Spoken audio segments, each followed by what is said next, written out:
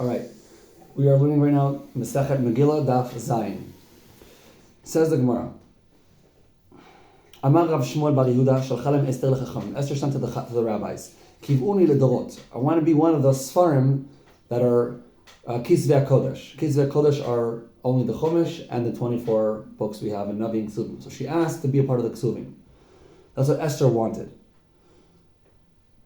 Shalchula kina at me'oreret alim leben haomot. We can't publish the Megillah because then the goyim will be jealous of us and they want to attack us because we're praising the day that we beat them. Esther said to them, Shalchalem kvar ktuvani al divrei yamim lemalchim adav b'paras. I'm already famous in the world, enough famous where it's not going to matter by now. Okay, that's why the rabbis accepted to write her down as part of the Kisvei HaKodesh. Rav ורב חנינא, ורב יוחנן ורב חביבה מסנו. וכולו לסדר מועד, כל כי הזוגו חילופי רב יוחנן ומאי רב יונתן. The Gemara says whenever you see these four rabbis together, Rav Chanina, Rav Yochanan, and Rav Chaviva, in Seder Moed, which means Masechet Shabbos, Pesachim, Erev, and all that stuff, instead of saying Rav Yochanan, say Rav Yonatan. So what do they say? Shalchalem Esther L'Chachamim, Ki Tvoni L'Dorot. She wanted to be written down for generations as one of the Kisvei HaKodesh like we mentioned earlier. We're just having a different style of brisa. Says the Gemara, Shalchula halo katati lecha shalishim. It says in Mishlei, in regards to Edom, that they were sent, that there's three mentions of getting rid of Amalek. Sorry, I said Edom earlier. I was wrong. There's three mentions of Amalek in the Torah. So if we were to add Megillas Esther, the rabbi said there wouldn't be Shalishim, it would be Revi'im, it would be four. And the verse says three. It says Shalishim v'lo Revi'im.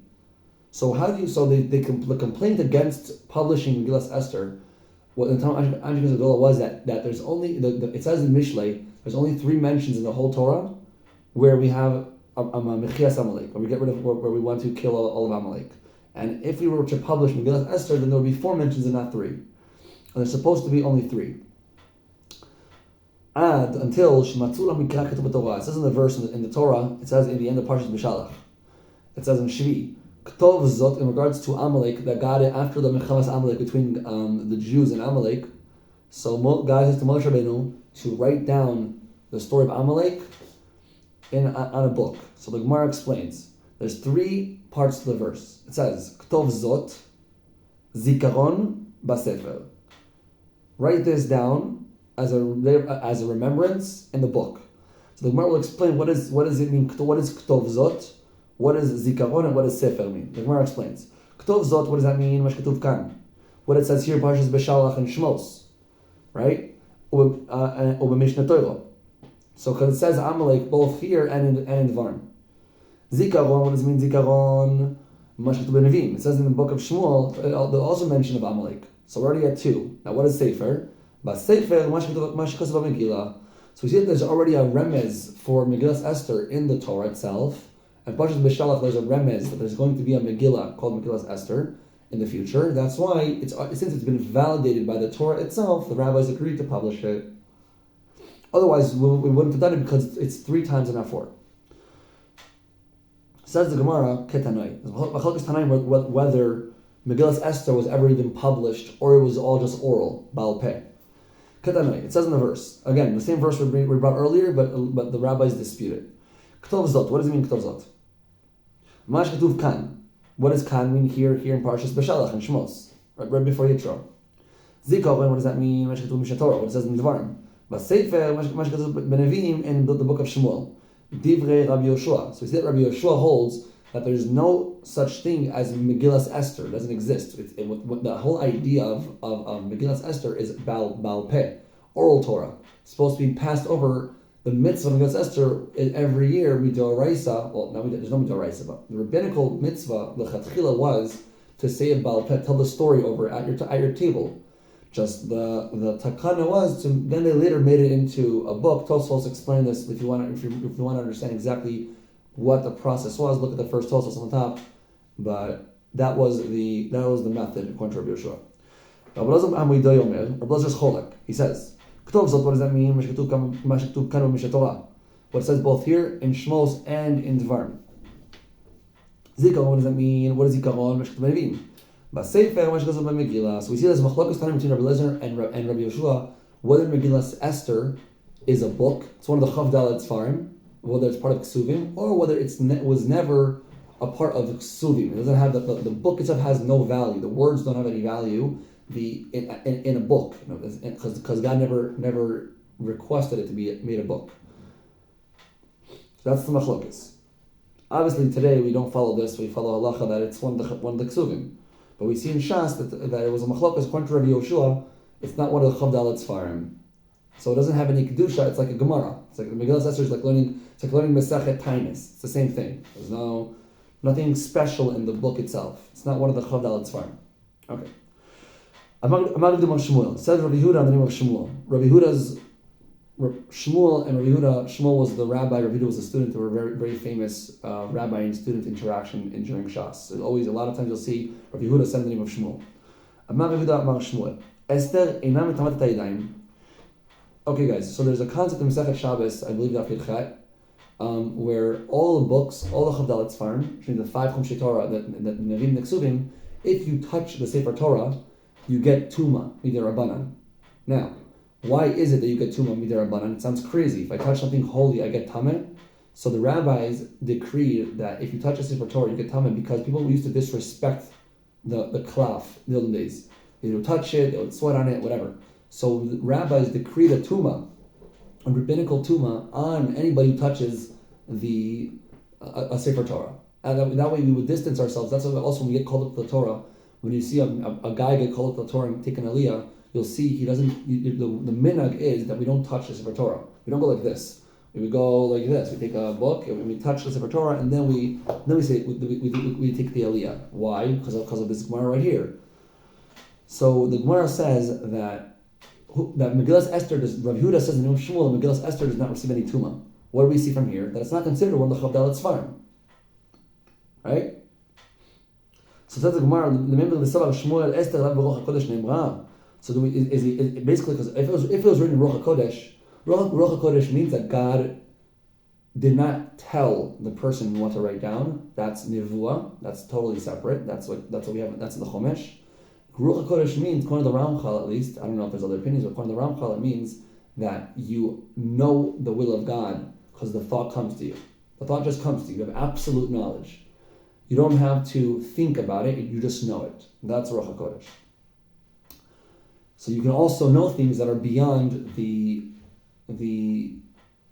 parameters of our brain, right? Like you can know a person's thoughts. You can know what's going to happen in a few days. You can predict the future, potentially, Ruach HaKodesh. Not because God's telling you, but because you just know. That's Ruach HaKodesh.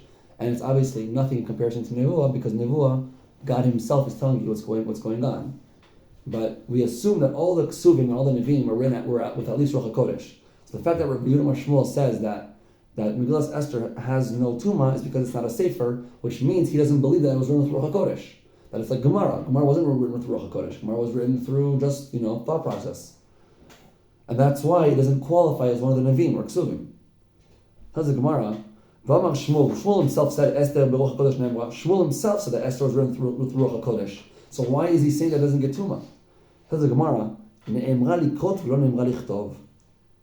The Ruach HaKodesh, the thought the Anshe Chesed Gdolah received to write the Megillah, they received the idea of repeating it, reciting it orally, never to have it written down in a book. Since it was never intended to be written down in a book, that's why if you write the Megillah Esther in a book, if you make it in a Megillah, then that Megillah has no value. So guys, Lemaise, Megillah Esther was done with Ruach HaKodesh, but the Ruach HaKodesh itself did not express itself in a book. It was just oral. That's why writing it down, the book itself has no kedusha, so you're allowed to touch it and you don't get tameh. Meisivei. We have a brayso that goes contradicts this. So now basically we're saying that Esther was written through Ruach HaKodesh. Says the Gemara. Meisivei. Kohelet enam tamat hayadayim. So Rameir says that the book of Koheles is not one of the Ksuvim. It's just like it's like Gemara. It's just random. And that's why it's not Matami Yadayim, but Shir Hashem is Machlokas. Rabbi Yossi Omer, the opposite. He says Shir Hashirim is definitely Matami Yadayim. Shir Hashem is definitely one of the Ksuvim. Machlokas beKoheles. Then we have the Rashbi. It says Rav Shimon Omer, Kohelet Mikuri Beisham Chumre Beis Hillel. It says that the book of Koheles, Chumre Beis Shammai is not considered one of the Ksuvim. It does not Matam Yadayim, and Chumre Beis Hillel it is Aval. But the book of Ruth, the book of Ruth, Shira Shirim Esther, definitely Matam Yadayim. So you see that Esther is a very serious book. It's so holy that Matam Yadayim, like the Sefer Torah. So why is Shmuel saying that's not Matam Yadayim? The Brisa says that's Matam Yadayim. Everybody here agrees that Megillas Esther is Matam Yadayim. Says the Gemara, Shmuel hu de'amar ke Rabbi Yehoshua. Rabbi Yehuda Shmuel, when Shmuel said that there's no too much Yadayim, because he held like Rabbi Yehoshua. Rabbi Yehoshua previously said that Megillas Esther is not mentioned in the Torah, and therefore we don't acknowledge as one of the Ksuvim. All right, Tanya. Rav Shimon ben Menashe Omer, Kol Edom Matam Yadayim. Kohelet, the book of Koheles, it's Shlomo Melech's book. Very, very interesting book. I recommend everybody to read it. Does not Matam Yadayim. Why? Why is there no Tuma? It's the book of Koheles wasn't written with Ruach HaKodesh. It was written through Shlomo Melech's understandings and views of life. Yes, he's telling you what to do with money, or how to treat women, or how to treat your body medically, and just a bunch of tips. They're not giving, they're tips that aren't set to Ruach HaKodesh. They're his personal ideas. That's why the book doesn't have Kedusha at the level of other books, like Ruth and Shir Shirim. That's according to Reb Shimon. Amruloi, they said to Reb Shimon Menashe, Bechizu bilvad, Amar, ולא כבר נאמר בדבר 3,000 משל. So ואומר, אל תוסף על דבריו. Rabbi said two reasons why this is wrong. First reason is because it's known Shlomo Melech was such a smart man, he could say 3,000 examples to every point he would make. If you'd argue with him, he could give you 3,000 examples to why he was right. For example, he had 3,000 examples for all of his wise words. That's how smart he was. And second question, it says so that's proof that whatever is written down must be with Ruach HaKodesh. Because otherwise he would have written down hundreds of books if the purpose was his own, if it was his own knowledge. So that's proof that it was Ruach HaKodesh. The second proof is that it says in the book of Koheles, Lo tosef al dvarav. You can't add to Shlomo Melech's words. Okay, so why can't we add? Because it's nothing logical. You can add to somebody. If we have an argument based on logic, then you can add to my book. But if my book isn't based on logic, it's based on God's will, Ruach HaKodesh, what are you gonna argue with? You know better than God? So that's why those are two proofs that that the book of Koheles was written with Ruach HaKodesh. Says the Gemara, why do we need two reasons? Why wasn't the first reason enough? Why do we need two reasons to disprove the fact that it was written with Chochmah, and that was actually written with Ruach HaKodesh? Says the Gemara, maybe he would have said the reason why he didn't write down 3,000 examples was because he wanted to cherry pick. He didn't want to write down a huge book. He wanted to write a small book. So he wanted to be more organized. So he cherry picked his favorite examples. But really, that's not a good enough proof to say that he could have written down 3,000 examples. So then we have the second answer, which is a much stronger answer, which says, Toshma adosef al dvarav. Don't add to his words, and that's proof that is Ruach HaKodesh. Okay. Tanya. So now, guys, we're going to have five proofs in the Megillah. It's not that the Megillah is run through Ruach HaKodesh. I'm going to give you guys 5 proofs. Now again, I'm repeating, Ruach HaKodesh means that you're not bound to the parameters of the brain. You can know what somebody's thinking in the moment just because you're at a higher level, at a higher status spiritually, so you know what's going on without needing your brain to tell you so. So we have 5 proofs. So the first proof is like this. Tanya, Rab Lezer Omer, Esther Ruach HaKodesh Neimra, Shneimar, V'yomer Haman belibo. So that Haman said to himself that Achashverosh is going to pick him to ride the horse and whatever. So how do we know what Haman was thinking in the moment?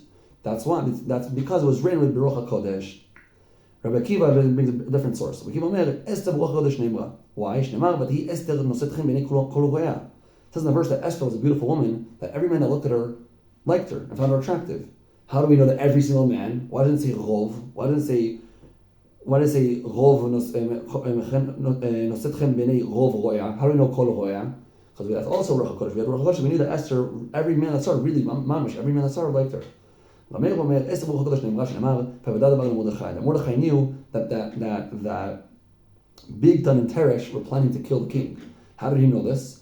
So, how do you know what they were thinking? So we see that Mordechai had Ruach HaKodesh and was written with Ruach HaKodesh.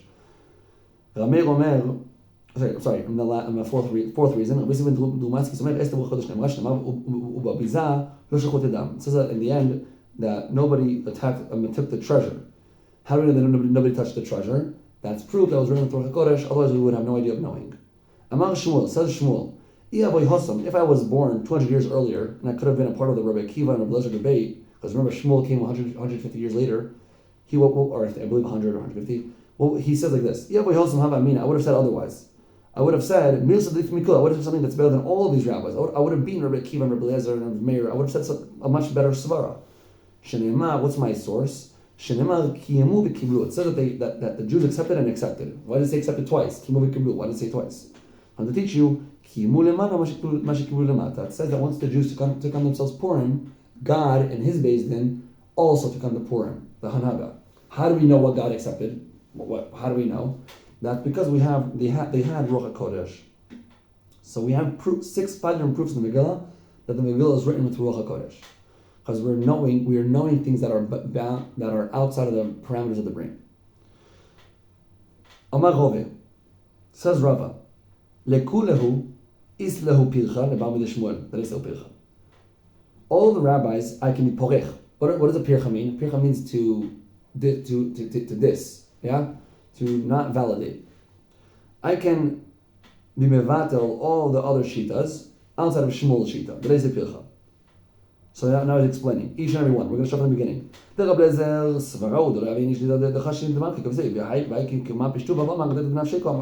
reason why Haman thought that he was going to be picked is because he knew he was at the highest status. So of course we could assume when we're running the Megillah that he thought that he was going to get picked because he was an arrogant man and he assumed he was going to be picked. Why wouldn't he? It makes sense. He's the second to the king. Why wouldn't he be picked?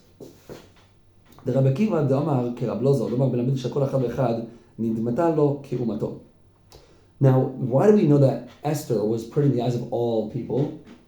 So the Gemara says that it wasn't because of Ruach HaKodesh.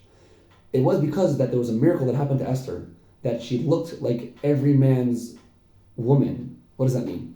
That there's an idea according to the Gemara, a man, if you're an American man, you're born in America, and you're offered 2 women, one from America, one from Africa, you're going to naturally want the American woman. You're going to want women that you are more common, you're more used to.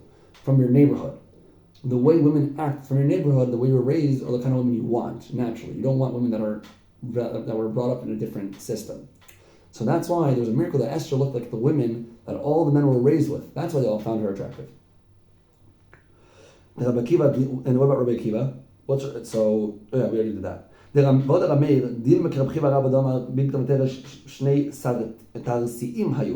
The reason why Mordechai figured out what they were saying was because they were speaking in Tarsi, and Tarsi is a language that Mordechai spoke. Okay. And the reason why they knew about the treasure also, we can also say a simple answer. They sent a shliach, messenger, to check it out, to see if what they're doing with the treasure. But as the Gemara, but Shmuel's far we can obviously not this. Why? Why can't we this? Because that's just a very, very good proof. Okay. This is why, since Shmuel beat all the rabbis, this is what people like saying. One pilpel, that is charif, that is strong, is better than a pumpkin, than a full pumpkin. So I see Shmuel, he was better than all the other rabbis because his taina did not get disproved. Okay, now I'm going to bring 2 more sources to why the Megillah Esther was written with Ruach HaKodesh. Rav Yosef Amar Mehoche, it says in the verse, that Purim will never be forgotten. Right now, it's been already 2,800 years, 2,500 years, and still Purim is active every single year. So how could they know that back then that was going to survive all these years? So that's proof that they have Ruach HaKodesh. Another proof that we're never going to forget Purim, and we still till today, right now, Mamish, we still remember Purim. That's proof that was written in Ruach HaKodesh. Alright. It says in the Mishnah, we give presents to the poor people. What is matanos le'evyonim? How much What do I need to do? How do I do Matanos Evyonim? Says so. We have two things. We have Matanos Evyonim and we have Mishloach Manos. Yeah, Matanos Evyonim is what we give for poor people, and Mishloach Manos is what we give for your friends. How does it work? Tani Rav Yosef, Mishloach Manot Ish L'Reu. What does it mean Ish L'Reu? So we do Shtei Manot LeIsh Echad. You have to do two presents to one friend. It says Mishloach Manot, plural. Ish L'Reu, one person. That's the first idea. Matanos Evyonim. What's Matanos Evyonim? Poor people. It says Shtei Matanot L'Shnei Bnei Adam. Two presents to two people is enough. So Mishloach Manos is two presents to one person. Mishloach and Matanos Evyonim is two presents to two people. Now then we're being very cool stories. Atma the Igla Tilta. He sent him the thigh of an Igla Tilta. Rashi says is the Shlishi Lebetan, is the third calf that comes out of the cow. It's supposed to be the best meat. And he also sent Rav Hoshaya Gad with a Chamra, a bunch of wine. So that's how he would be Mekayim his Mishloach Manos. Yeah, so two presents to one person.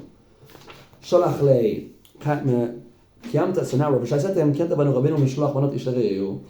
Okay, next piece, Matanos Evyonim. So now we're going to bring a story of Matanos Evyonim.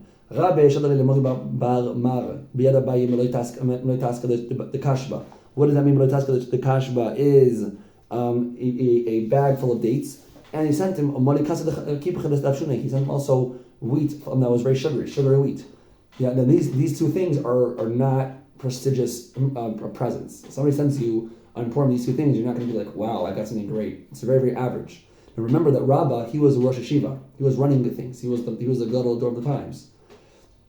And he sent these two simple things to this rabbi called Mari Bar Mar. Yeah, said to Abaye, who was his student, Amari Abaye Hashto. Now Mari will say about you when he receives these presents, that when a worker becomes a king, he can't stop doing his work. As in, basically, if you're a peasant and you become rich, you're always going to stay a peasant no matter what. Same thing here with you, Rabbi. You weren't a rabbi, Rosh Hashiva, then you became Rosh Hashiva, but you still have your old customs, and you're not sending a more prestigious present. So it's embarrassing for you. Chaval that you did this. You should have sent something more prestigious. You're hurting your status. Then what Mari Bar Mar sent him back is a taska de zangabila. It's kind of a plant. And what else did he send him? Which is the same idea. Which is also very, very sour. So now what's going on is essentially you sent him something very chulia is sweet, and he sent you something very charif and sour. All right, next piece. When I left Rabba's house, Havis Sabana was very full. I had eaten a lot. He's telling a story about himself. Yeah, Abaye. When I reached the house of Mori Bar Mar, they gave me 60 dishes, and I ate 60 pieces from 60 dishes. Okay? It was so good that I wanted afterwards to eat the plate itself. Yeah, that's a very cool story. He wanted to eat the plates, the 60 dishes and the plates. Says the Gemara. People that now makes sense because Abaye was a poor person. So he's saying it makes sense that poor people sometimes don't realize how hungry they are because they're used to being hungry. So when they have food, they go crazy. Inami. Second reason, Gemara says something very cool. Gemara says, if you're totally full, if I gave you something a little sugary, it'll always make space. That's why the idea of dessert is so genius. And restaurants, and always an easy way to make money on somebody is after you've fed them well, give them dessert. There's always room for dessert. There's something chemically about the body that allows the sugar aspect to just allow you to keep eating even though you're totally full. And where's my source? And here in the Gemara. Okay. Abaye bar Ovin Rav Chanina bar Ovin mechalfi sudotayu lehadodi. Abaye bar Ovin Rav Chanina, they would eat. One year he would eat at his house, and then he would eat at his house for Purim. A nice story. Amar Rove. Said, now guys, this is the famous Gemara that all of you, I'm sure, know this already. Omar Rove, Mechayav inish livesumi bepuria. People have a chiyuv to get drunk on Purim. You have to get drunk on Purim. It's a Gemara. The Gemara says so. You have to get drunk on Purim. Ad de lo yoda ben aru Haman leBaruch Mordechai. Until you don't know the difference between Aman being arur, cursed, versus Baruch Mordechai. Rashi says that the chiyuv is on wine, right? I believe, if I remember correctly. Rashi says l'ishtaker beyayin. Rashi says to get drunk on wine. So I don't know if whiskey or vodka works. Rashi says the whole mitzvah is to do it with wine davka. So guys, on Purim, you should always be machmir to first of all get drunk on wine. Don't get drunk on whiskey or vodka on Purim. According to this Rashi. I don't know why Rashi says so, but that's what Rashi says. Nothing to dispute. I know, whiskey and vodka is not like wine. Wine is wine, whiskey and vodka is whiskey and vodka. Okay. Okay, guys, so here's a very, very cool story. Rabbi and Rav Zera, they did a Purim meal together. Rabbi and Rav Zera, two giants. Ivsum, they both got really drunk. Come Rabbi, shachti le Rav Zera. Rabbi came, took a knife, and he cut off Rav Zera's head. Mamash did shchit on him. Bloodbath. He was drunk, he wasn't focused. Lemachol, after Purim, when he woke up, he noticed he killed his friend, or at least severely damaged him. I don't know if he totally killed him, or really, almost dead. So the Gemara, boy rachme be'achi. He did a dan shmona esrei, and he revived Rav Zera. The next year, Rabbi was like, okay, let's do this again. Let's have another meal together. Like let's do it again. I will try to behave myself this time. Said to him, Rav Zera, Amar lei, loy b'chol shaita v'shaita mizrachishni. He said, I'm too scared of you. I'm sorry, I don't trust you with wine. You're going to do something violent to me again. Yes, you're a gadol ador. Yes, you know all Torah kula, but with wine, you're dangerous. I don't want to be with you. I don't want to trust my miracle. I'd rather not take the risk. So I saw that the Achronim say here that this story was brought in to prove to you that even though it's a mitzvah to get drunk, tachlis, it's not recommended. As in, you shouldn't get as drunk as the Gemara originally said. Rava said you should get drunk so drunk that you don't know the difference between Haman and Mordechai. And the Gemara brought us this story to tell us, don't get that drunk because it could be a danger to others. So you should just get a little drunk and not too drunk. Amar Rove, Sudas Purim shachla balayla lo yatzad yidei chovato. If you do your meal at nighttime in Purim, right? You weren't yotzei. Yes, you weren't yotzei. You have to do it dafka daytime. Why? My time. It says in the verse, Yemei mishta v'simcha ksiv.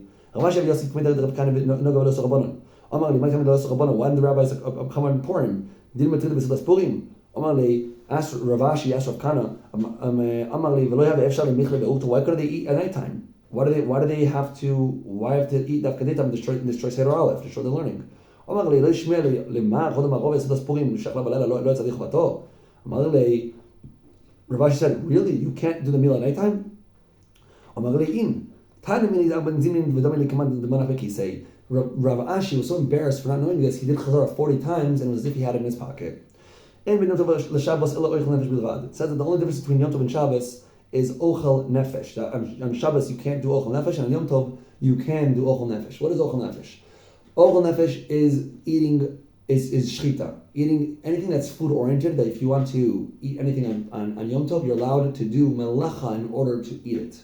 Anything that your body needs. Also showering. The Gemara in Masechet Shabbos Daf Mem Base brings the idea of it's ochel nefesh, and we all show to shower on Yom Tov and with hot water. The whole Gemara gets into it. So on Shabbos you can't, and on Yom Tov you can. Says the Gemara, what do we see from the Mishnah? What is machshirei ochel nefesh? Machshirei ochel nefesh are things, utensils that support the ochel nefesh itself. So what's a great example? A great example is the knife. What if the knife is outside? Can I go get the knife in order to do the shechita? Because the shechita is the ochel nefesh itself, right? The knife is what I need in order to do the shechita. The knife is a support mechanism. It's called machshirei ochel nefesh. It's not the essence of the ochel nefesh. The essence of the ochel nefesh is the shechita for the animal. For example, the machshirin would be the knife. So what's the halacha about the knife? Can I also be mechalel yom tov for the sake of the knife, only for the sake of ochel nefesh mamish, like the animal itself? So the Gemara, the fact that the Mishnah doesn't say so, we see that you cannot do ochel nefesh on yom tov according to the Mishnah. That does not, that must nisim the Rabbi Yehuda. It does not follow Rabbi Yehuda. The Tana says in the Brisa, "En ben yom tov l'Shabbos eloi ochel nefesh." That's according to the Tanakama. Rabbi Damati, Af Machshir Echel Nefesh. Even Machshir Echel Nefesh according to Rabbi Yehuda are permitted on Yom Tov. Ask the Gemara, my time to Tanakama. What's the svar of Tanakama? Amar Kol, it says in the verse, who? It says that Dafka, who? You can only do Ochel Nefesh. It says who and Ochel Nefesh. Who will Machshir of? It says the Gemara, wait. Rabbi Domar Lochem. That the verse says that Ochel Nefesh Lachem, it's for you guys. What do we see from the word Lachem? Lachem L'chol Tzalkechem, even for Ochel Nefesh, even for Machshirin. It says the Gemara, V'idach Nami Yaksiv Lachem. So rabbis also have it says Lachem. So why don't the rabbis permit? Why don't they use the word Lachem to prove Ochel Machshirim? So the Gemara Lachem L'Legoyim Lachem L'Klavim. That the word Lachem is to teach something separate. Lachem, and not to give the Goyim, not to be Matir Ochel Nefesh for a Goy, and not to be Matir Ochel Nefesh for a dog, only for humans. V'idach Nami Yaksiv who. What does Rabbi Yehuda do with the word who? Who means only Ochel Nefesh, not Machshirin. So why does Rabbi Yehuda permit Machshirin? So the Gemara Ksivu Ksiv Lachem. What does it mean? One is to minimize, one is to maximize. What does that mean? So there's two kinds of machshirins. There's machshirins that let's say you had it Friday morning, you could have fixed the knife. If the knife got ruined, you could have fixed it on Friday morning. And there's knives that got ruined on Yom Tov himself, right? So if the knife got ruined, for an example of knife, that's what Rashi brings. If the knife got ruined on Erev Yom Tov, and you had time to fix it, you didn't fix it, you can't use it. Rabbi Yehuda agrees. Rabbi Yehuda agrees with that. He learns the word lachem, machshirin, that you couldn't fix on Erev Yom Tov because it got ruined on Yom Tov himself. Let's say the knife got ruined on Yom Tov and the blade is bad. You'll have to fix the blade in order to do shchita on the animal. I'm reading it inside. This is the Gemara. So the Gemara, ksivu v'ksiv lachem. Kan machshirin shesh al Erev Yom Tov. Kan machshirin shesh al Erev Yom Tov. So machshir that you cannot do from Erev Yom Tov, really Rabbi Yehuda agrees from the word who that you can't do it. The only difference we have between Shabbos and Yom Kippur is that if you do melacha, b'mezid on Shabbos, you're chayav meisa b'di adam, death penalty, and on Yom Kippur it's only kares. That's a Gemara. What do we see from here? If the word in regards to payment, it's the same thing. What does that mean? So the Gemara explains. Mani masnisin Reb Nachman ben Akani. The Tanya Reb Nachman ben Akani haya oseh et Yom Kippurim k'Shabbos letashlumin. Ma Shabbos mischayev benafsho levupatum ben tashlumin. Af Yom Kippurim mischayev benafsho levupatum ben tashlumin. So if somebody does melacha on Shabbos, and by doing melacha they also steal. So the melacha is both an Isser D'Oraisa of stealing and also an Isser D'Oraisa of Chilul Shabbos. There's a special halacha from Reb Nachman ben Akani that we're only chayev on the worst of Avera. Yes? So you're only chayav on Shabbos and you're patur from Shabbos Exila. You don't have to return what you stole. Okay, so let's say, for example, you stole, $1,000 from somebody on Shabbos, and you stole it, and you did Chilul Shabbos at the same second by stealing it because you took it out from one domain to another domain, which is Isser D'Oraisa on Shabbos. So you're chayav on the Isser D'Oraisa of Shabbos and you're patur on returning the $1,000. And the same thing applies also for Yom Kippur. Same thing for Yom Kippur. Okay? Since it wasn't mentioned, there's another difference in the Mishnah. That's the idea of kimlei b'derabimine. Kimlei b'derabimine. We do the rabimine, the worser avera. So since Shabbos is worse than stealing, we're chayiv on Shabbos, we're patur on stealing. Says the Gemara, Fnan Hasam, Kol Chavei Krisus, Shalaku Nifto Midei Krisus. Anybody who gets whipped, even though the chayiv kares, yes, if they get whipped, they're patur from kares. Shneimar, V'nikla Achicha le'inecha. Kima Shalaka Hariu Kachicha. Once a person gets whipped, they become your brother and they're no longer considered Rishayim. So we see that whipping is a mechanism to fix kares. So kares is not b'dei Shemayim. Kares is also b'dei Adam because you can fix it by whipping. So what do we see from here? Sorry, let me continue reading. Dibri Rabbi Chanan ben Gamliel. Omar Rabbi Yochanan said, Chaluk alav chavei Rabbi Chanan ben Gamliel. As in, this is not totally agreed globally. As in, some authorities hold that even if you whip somebody that's chav kares, there's still chav kares. You can't fix it because it's b'dei Shemayim. Omar Rove, Rabbi said, who are these rabbis that go against this opinion? Our Mishnah. Omar Berav Tanina, our Mishnah. It says in our Mishnah, in ben Yom Kippur Shabbat ela shazer zdono b'dadam v'zeh zdono b'karet. It says in our Mishnah that the only difference between Yom Kippur and Shabbos is that Shabbos is b'dei Adam and Yom Kippur is b'dei Shemayim. Why is Yom Kippur b'dei Shemayim? If Yom Kippur is kares, it should also be b'dei Adam. From here we see that even kares is begeder b'dei Shemayim and not b'dei Adam. So you cannot whip him and be poter him. So that's the people that cholok and Reb Chanan ben Gamliel.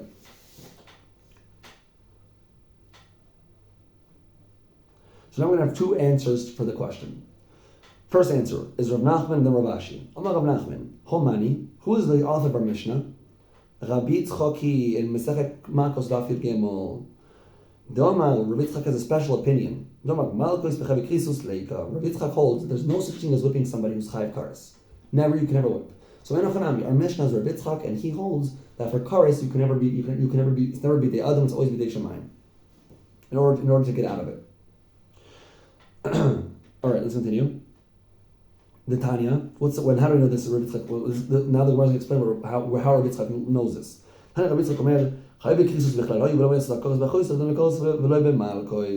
is Chayve Krisos? It says in Parshat Kedoshim, all the women they're not allowed to be with.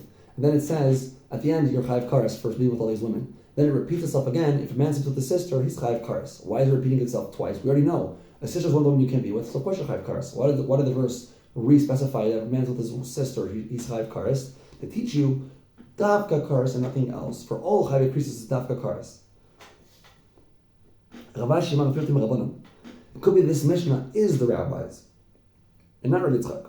And really Makos really works. And you can eliminate Kares by Makos. Yeah?